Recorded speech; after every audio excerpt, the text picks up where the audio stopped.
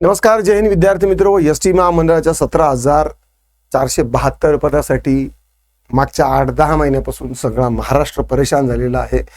परिवहन मंत्री प्रतापराव सरनाईक यांना कधी विद्यार्थ्यांच्या व्यथा कळतील सांगता येत नाही.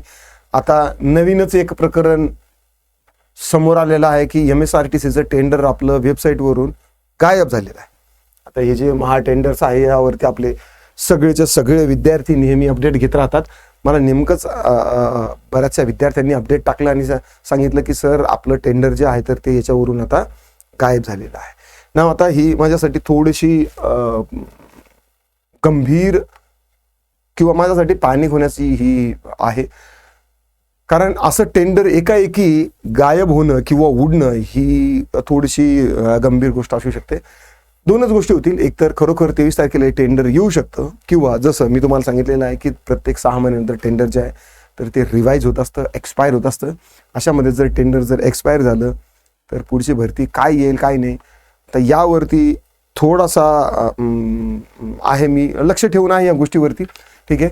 सध्या आता आजची 20 तारीख आहे. 21, 22 आणि 23 या 3 दिवसामध्ये अपडेट आपल्याला कळायला पाहिजे होतं.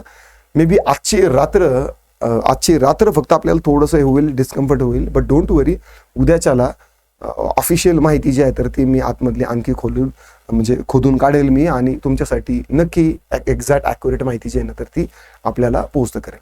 नाऊ व्हिडिओ मी शॉर्ट ठेवतो मी, कारण यावरती आता काय बोलावं काय नाही मला थोडंसं समजत नाही आहे.